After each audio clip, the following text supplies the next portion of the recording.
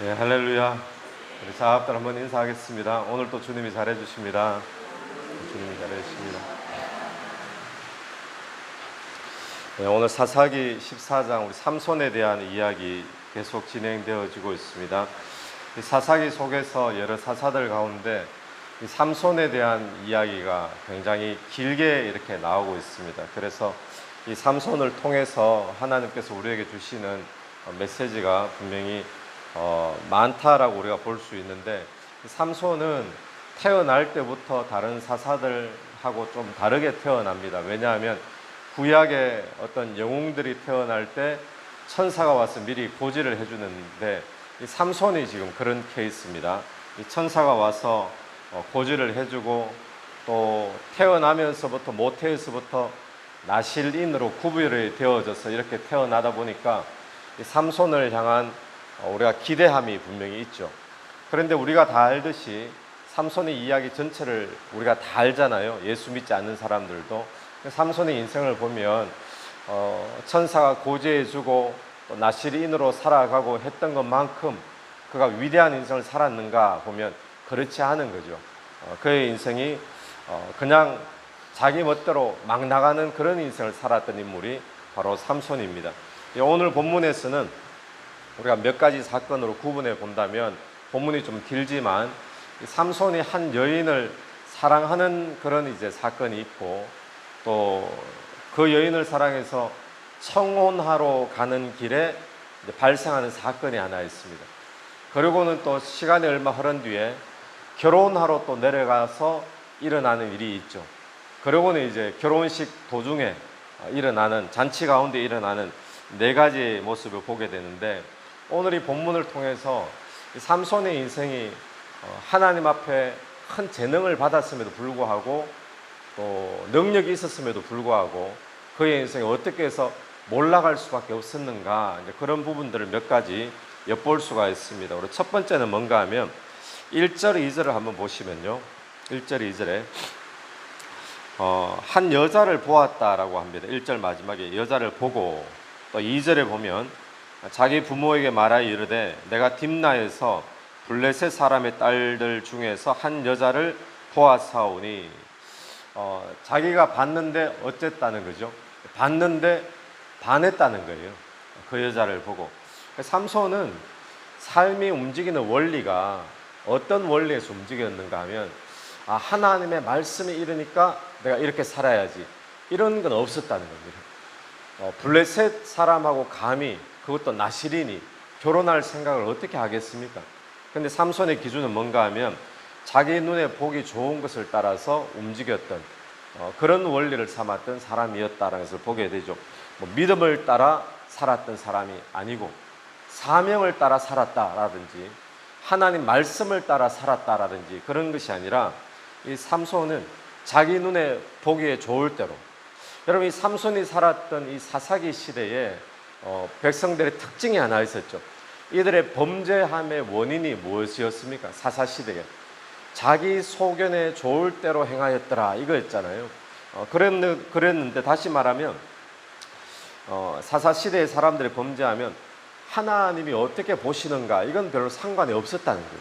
모든 사람들이 자기 보기에 좋을 대로 그렇게 행했던 것이 이 사사시대에 일어났던 범죄, 그를 통해서 또 고통을 받는 그 원인이 되었다는 사실을 우리가 기억합니다.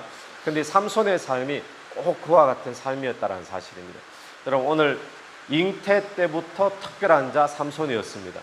또 날 때부터 구별되어 살았던 나실인, 하나님께서 특별한 능력과 재능을 부여받았던 그런 자였지만, 하나님이 주신 사명에는 관심이 없고 자기 눈에 좋을 대로 행했던 그런 사람이었는데, 자기 눈에 좋을 대로 행하니까 결국에는 몰락할 수밖에 없더라라는 것을 우리가 보게 되어지죠. 오늘 저와 여러분이 하나님께로부터 어떤 재능, 어떤 실력, 또 어떻게 구별받은 사람, 특별한 사람이라 할지라도 내 눈에 좋을 대로 행하는 자가 되지 않게 되기를 바랍니다. 우리 하나님이 원하시면, 하나님의 뜻이라면, 믿음을 따라 산다면 이런 부분이 우리의 삶의 기준 되기를 간절히 축원합니다. 오늘 4절 말씀이 우리에게 조금 궁금증을 주는, 좀 헷갈리게 만드는 그런 말씀인데, 우리 4절을 같이 한번 읽어보겠습니다. 시작. 그때에 블레셋 사람이 이스라엘을 다스린 까닭에 삼손이 틈을 타서 블레셋 사람을 치러 함이었으나 그 부모는 이 일이 여호와께로부터 나온 것인 줄을 알지 못하였더라. 부모가 삼손의 결혼을 당연히 반대하죠. 반대하는데 자식 이기는 부모는 없다. 그런 것처럼 부모가 막 반대했는데 결국에는 결혼하게 됩니다. 결혼을 하게 되는데 그 과정 속에 이 말이 등장을 하는 거예요. 삼손이 왜 굳이 이렇게 블레셋 여자하고 결혼을 하려고 하는가? 거기에 대한 언급이 4절 금방 읽은 말씀에 나오는 겁니다. 그래서 이 말씀은 오늘 우리 이 개역 개정 성경에서 번역은 금방 읽은 것처럼 번역이 되어 있어요. 이 번역 속에는 이 삼손이 이 결혼을 기회 삼아서 블레셋 사람을 치려고 한다, 이렇게 번역이 되어 있는데, 주석가들의 어떤 번역은 이렇습니다. 하나님이 삼손의 결혼을 통해서 블레셋을 치려고 하셨다, 이렇게 번역해야 더 정확한 번역이라는 거예요. 그렇게 번역하면 이게 오류가 아니, 좀 충돌이 안 생기는 거죠. 그러니까 삼손이 이방 여인 블레셋 여인과 결혼하려고 하는 것, 잘못된 일이 분명히 맞죠. 분명히 잘못되었습니다. 그런데 거기에 4절 마지막을 보면 그의 부모는 이 일이 여호와께로부터 나온 것인 줄 알지 못하였더라. 요 구절이 우리에게 충돌이 되는 부분이거든요. 그러니까 이 말은 뭔가 하면 하나님이 삼손의 결혼을 지지한다든지, 또 하나님의 뜻이 삼손이 블레셋 사람과 결혼하는 것 이거와 일치한다든지 그런 뜻이 아니라는 거예요. 그럼 무슨 뜻이냐면 삼손은 자기 개인의 욕심으로 이방 여인과 결혼을 하는 잘못된 결정이지 않습니까? 그럼에도 불구하고 하나님의 섭리는 계속 진행되어져 간다라는 그런 의미로 우리가 이 구절을 봐야 된다라고 주석가들은 그렇게 이야기를 하고 있습니다. 여러분, 우리가 기억해야 될 것 한 가지는 뭔가 하면 삼손은 지금 자기 눈에 보기에 좋을 대로 하나님이 분명히 금하신 것이잖아요. 이 가나안 땅, 약속의 땅에 들어가면 이방 사람들과 결혼하지 말고, 심지어는 언약조차도 맺지 말고 그들을 완전히 진멸시키고 그랬는데, 삼손은 나실임임에도 불구하고 그 언약, 그냥 그 말씀 그냥 팽개쳐 버립니다. 자기 눈에 좋을 대로, 자기 마음의 감정의 욕심에 끌리는 대로 그렇게 지금 살아가고 있죠. 그런데 그럼에도 불구하고 하나님의 섭리는 그런 불순종의 삼손의 삶을 통해서도 하나님의 뜻을 이루어가고 계시다라는 이야기입니다. 그러니까 우리가 기억해야 될 것은 뭔가 하면 하나님은 어떤 상황 속에서도 하나님은 하나님의 뜻을 이루어 가시는 그런 분인 줄로 믿습니다. 그러므로 내 욕심대로 살아도 하나님의 뜻은 이루어집니다. 내 보기에 좋을 대로 살아도 하나님의 뜻은 이루어져요. 또 하나님이 기뻐하시지 않는 삶을 내가 살아도 하나님의 뜻은 이루어지거든요. 그런데 복된 삶은 어떤 삶이겠습니까? 뭐 이래 살아도 이루어지고 저래 살아도 이루어지니까 내 뜻대로 살아야지, 그게 아니라 복된 삶은, 복된 인생은 하나님이 이루실 그 뜻에 내 뜻을 맞추어가는 인생이죠. 오늘 저와 여러분이 그런 인생 되기를 바랍니다. 삼손은 그게 아니었어요. 하나님의 뜻이고 뭐고 그냥 상관없었어요. 자기가 나실인 이것도 상관없었어요. 자기 욕심대로, 자기 눈에 보기 좋을 대로 이렇게 살아가니까 결국에는 망하는, 몰락하는 인생이 되더라라는 것이죠. 또 5절부터 7절까지 말씀 보면, 그래서 5절부터 7절까지는 청혼하러 블레셋 그 딥나라는 곳에 내려갑니다. 내려가다가 만나는 사건인데, 내려가다가 사자를 갑자기 만나요. 어디에서 만난다고 나옵니까? 보면 포도원에서, 포도원에서 사자를 만났다. 근데 부모와 함께 내려갔잖아요. 근데 부모는 사자를 안 만나고 삼손은 혼자 만났어요. 근데 부모는 포도원에 안 들어갔다는 거죠. 근데 삼손은 혼자 부모를 잠깐 떠나가지고 내려가는 길에 잠깐 들렸다라는 것이 분명합니다. 그러니까 무슨 말인가 하면 나실인들은 포도주를 금하죠. 포도주를 금하는데 나실인들은 원래 포도밭 같은데 안 들어가게 되어 있다는 거예요. 포도주를 금하면서 구별되게 살기 때문에. 그런데 혼자 들어갔다가 사자를 만났어요. 근데 다행히 여호와의 영이 그에게 힘을 줘가지고 사자를 찢어버렸다 그러죠. 염소 새끼를 찢듯이 그렇게 찢어버렸다라는 겁니다. 그러고 난 다음에 그가 다시 시간이 좀 흘렀습니다. 8절입니다. 8절. 얼마 후에 그랬는데, 이거는 잠깐 얼마 후가 아니라 시간이 어느 정도 꽤 흘렀던 것으로 이제 그렇게 봅니다. 삼손이 그 여자를 맞이하려고, 결혼하려고 다시 가다가 돌이켜 그 사자의 죽음을 본즉, 이렇게 나오죠. 결혼하러 내려가는 길에 그 사자의 죽음을 봤는데, 그게 표현이 이렇게 되어 있습니다. 다시 가다가 뭐라고요? 돌이켜. 돌이켜서 가는 길에 그냥 딱 보이는 것이 아니라 가다가 한 길로 들어가야 보이는 거예요. 돌이켜. 다시 그럼 어디에 들어갔다는 말입니까? 포도원에 또 들어간 거예요. 또 들어갔더니 거기에 사자가 죽어 있는 것이 보였다라는 거예요. 그런데 신기한 일이 또 벌어졌습니다. 그 사자의 시체에, 원래 시체에 뭐가 있어야 됩니까? 파리떼나 뭐 구더기나 뭐 이런 것들이 있어야 되는데, 근데 그 사자의 시체에 뭐가 있었는가 하면 벌떼가 모여 있고 벌집이 있고 꿀이 이렇게 생긴 거예요. 그래서 삼손이 그 꿀을 채채에다가 자기도 먹고 부모님에게도 드렸다라고 이야기하죠. 여기서 또 하나 우리가 발생하는 문제가 뭔가 하면, 나시린들은 포도주, 독주, 뭐 소주 이런 거 이제 금하게 되어 있잖아요. 그런데 또 하나 나시린들이 금해야 될 것 뭡니까? 죽은 시체를 만지지 말아야 되잖아요. 그렇게 구별되는 거죠. 또 하나 금하는 것이 삼손처럼 머리를 깎지 말아야 되잖아요. 삼손이 지금 두 번째 그 시체를 지금 만져서는 안 되는데, 뭐 때문에 지금 시체를 만집니까? 삼손이 뭐 먹으려고요? 꿀 먹으려고. 꿀 먹으려고. 그래서 이 주석가들이 이렇게 표현을 해요.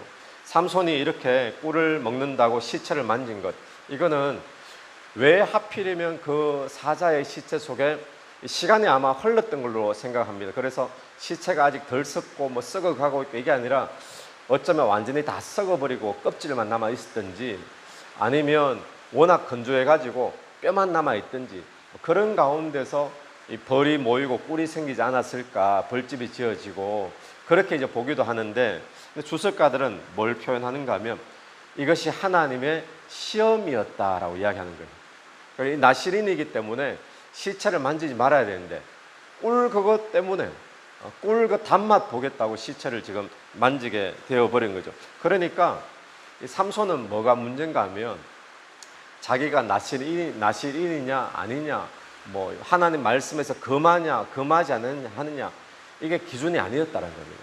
분명히 알았음에도 불구하고 뭐 이런 것들은 꿀 그거 단맛 본다고, 그 달콤함을 자기가 이제 맛보겠다고 나시린까지 다 갖다 팽개쳐 버렸던 사람이 이 삼손이었다라는 거죠. 결국에는 삼손이 나중에도 보면 마찬가지입니다. 이 달콤한 유혹을 못 이겨가지고 삼손은 결국에는 그의 인생이 다 망해버리는 그런 인생이 되어지지 않습니까? 여기서 우리가 깨닫는 것은 뭔가 하면, 삼손은 자기 정체성에 대한 의식이 지금 없는 거예요. 하나님이 나를 부르셨다, 하나님이 나와 함께 하신다, 나는 나시린이다, 이런 정체성이 삼손에게는 전혀 없고 그게 중요하지 않게 여겨졌던 그런 사람이었다라는 사실입니다. 여러분, 오늘 저와 여러분이 하나님의 자녀가 되었다라는 그런 정체성이 있는 삶이 되기를 간절히 바랍니다. 사업할 때, 또는 뭐 사람들과 만날 때, 또 호주에서 우리가 뭐 생활을 할 때, 그럴 때 어떤 결정적인 일이 주어지면 돈 벌겠다고 내가 하나님의 자녀고 뭐고 간에 상관없이 내 욕심대로 살아가면 안 된다는 이야기죠.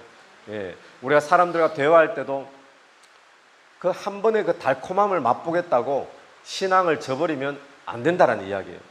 그런데 이 삼손은 그렇게 했다라는 겁니다. 또 하나 우리가 보는 것은 뭔가 하면, 이 나시린의 축복, 또 하나님 함께 하셔서 사용하시겠다는 것이 그 나시린의 복이잖아요. 그래서 구별된 거죠. 그런데 그것을 뭐하고 바꿔버립니까? 꿀의 달콤함하고 지금 바꿔버리는 겁니다.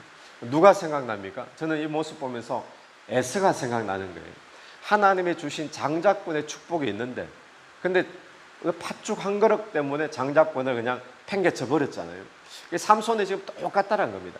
꿀이 있으니까 이거 맛보겠다고, 그거 따겠다고 시체를 만지면 안 되는데 넘어야 될 선을 넘어버렸다는 사실이죠. 그러니까 그의 인생이 결국에는 무너져 버리고 말았는데, 오늘 우리가 이 아침에 큐티하고 묵상할 때에 한번 생각해 봐야 될 것은, 나에게 지금 달콤한 유혹으로 다가오고 있는 것은 과연 무엇인가 우리가 한번 생각해 봐야 될 줄로 믿습니다. 그래서 이 달콤한 유혹이 하나님의 자녀로서 넘지 말아야 될 선을 넘도록 유혹하고 있는데, 그게 과연 무엇인가, 거기에 넘어가지 않게 되기를 간절히 바랍니다. 넘어가면 삼손 되는 거예요. 삼손 되면 뭐 됩니까? 눈 빠지는 거예요. 눈 빠지고 머리 잘리고 그렇게 살다가 결국에는 하나님의 뜻은 이루어지겠죠. 근데 하나님의 나실임에도 불구하고 비참하게 살다가 그렇게 가는 인생이 되어버릴 수밖에 없다는 것입니다. 자, 그 다음에 우리가 보는 것은 뭔가 하면 15절, 하반부죠. 10절부터 보면 삼손의 아버지가 여자에게로서 내려가며 삼손이 거기서 잔치를 베풀었으니, 결혼잔치입니다. 결혼잔치를 하는데 11절에 무리가 삼손을 보고 30명을 데려와서 친구를 삼아, 그러죠. 무리가 결혼식에 참여했던 무리들이 삼손을 보고는 30명의 청년을 데리고 왔어요. 이 청년이 도대체 누구냐? 근데 결국 이 청년들하고 내기를 하다가 이 청년들이 삼손이 신부에게 막 살해 위협을 하잖아요. 너와 내 아버지를 불태워 죽이겠다. 이 수수께끼의 답을 알아오지 않으면 살해 위협을 하는 거예요. 이 청년들이 신부의 뭐 척근이라든지 친구라든지 그런 청년들이 아닌 거예요. 여기 보니까 무리가 삼손을 보고는 30명을 데리고 왔어요. 그래서 해석이 어떤 식으로 되어지는가 하면, 삼손의 어떤 모습을 보니까 이거 좀 위험한 인물일 수 있겠다. 우락부락하고 힘이 세 보였겠죠. 그래가지고 오늘날로 치면은 용역회사 직원들 30명 데리고 온 거예요. 뭔가 불안하다. 그리고 사람들이 보고는 삼손 이거 혼자 불안하니까 누가 좀 보호해 줘야 되겠다. 우리 민족을, 이 집안을. 그래가지고 데리고 온 30명일 것일 경우가 많다라고 그렇게 생각하는 거예요. 이 사람들하고 내기를 했는데, 내기하면 수수께끼를 하나 내죠. 수수께끼 내용은 그렇게 중요하지 않습니다. 그런데 이 내기 끝에 옷을 내가 30벌 주겠다. 당신들이 이기면, 내가 이기면 당신들이 한 벌씩 해서 나에게 30벌을 달라. 근데 수수께끼를 못 맞추죠. 못 맞추니까 이 사람들이 30명이 삼손의 신부에게 가서 정답을 알아와라. 못 알아오면 내가 너 집과 너 아버지 집을 다 불태워버리겠다. 살해 위협을 한 거예요. 그래서 이 여인이 삼손에게 몇 날 며칠을 쫄아가지고 이 답을 안 가르쳐주면 나를 사랑하지 않는 것이 아니냐. 그러면서 답을 알게 되어지죠. 나중에 이 사람들이 답을 이야기하니까 삼손이 그때 눈치를 챈 거예요. 채가지고 이 아내를 당신들이 이렇게 뒤에서 조정하지 않았으면 답을 몰랐을 텐데, 그러면서 옷을 갖다 주는데 어떻게 갖다 주는가 하면, 블레셋 사람, 다른 사람들 블레셋 30명을 죽이고는 그 사람들 옷을 빼앗아 가지고 이 30명의 청년들에게 갖다 주는 거예요. 그러니까 여기서 어떻게 우리가 보는가 하면, 삼손은 끝까지 제 멋대로예요. 제 성질대로, 제 기분대로 행동하는 그런 나실인, 그런 삼손이죠. 그런데 하나님은 그렇게 제 멋대로 행동하는 삼손을 통해서 지금 뭐가 시작이 되어졌는가 하면, 블레셋 사람들의 심판이 시작되어졌다라는 사실을 우리가 보게 되어집니다. 그래서 하나님은 나실인임에도 불구하고 제멋대로 살아가는 이 삼손을 통해서 하나님의 뜻을 이루어가는 것을 이 본문을 통해서 우리가 보게 되어지죠. 그래서 말씀을 정리하면 이렇습니다. 우리가 무엇을 기준으로 살 것인가? 하나님의 뜻은 지금도 이루어집니다. 내가 이렇게 살든 저렇게 살든. 그런데 복된 인생은 어떤 인생인가? 하나님의 뜻에 내 인생을 맞추는 인생, 내 생각과 뜻을 맞추는 인생, 그런 인생이 복된 인생인 줄로 분명히 믿습니다. 그래서 오늘 저와 여러분이 넘지 말아야 될 선이 있잖아요. 나실인으로서 넘지 말아야 될 선이 있듯이 하나님의 자녀이기 때문에 넘지 말아야 될 선이 있는데, 이 달콤함의 유혹 때문에, 또는 그냥 제멋대로의 욕심 때문에 하나님의 자녀고 뭐고 뭐 말씀이고 뭐고 그냥 아무 상관없이 제멋대로 살아버리면 결국에는 그 인생이 몰락하는 인생이 될 수밖에 없다는 사실을 깨달으면서 오늘 저와 여러분 이 말씀을 통해 나에게 지금 달콤하게 유혹하는 것이 무엇인가 우리가 돌아보면서 하나님의 자녀답게 살 수 있는 그런 은혜가 있게 되기를 간절히 바랍니다. 같이 기도드리겠습니다. 하나님 아버지 은혜를 감사합니다. 주는 오늘 말씀을 통해서 우리의 모습이 삼손처럼 제 멋대로 자기 눈에 보기에 좋을 대로 살아가는 자가 아니라 하나님의 말씀 따라 또 믿음 따라 사명 따라 사는 우리가 될 수 있도록 인도하여 주옵소서. 하나님의 뜻은 지금도 이루어지는 줄로 믿사오니 하나님의 뜻에 오늘 또 내 뜻을 맞추는 그런 복된 인생들 다 될 수 있도록 인도하여 주옵소서. 이 새벽에도 기도하며 나갈 때에 기도 속에 성령께서 역사하시기를 간절히 원하오며 예수님 이름으로 기도드립니다. 아멘. 오늘도 예수 이름으로 승리하시는 하루 되길 바랍니다.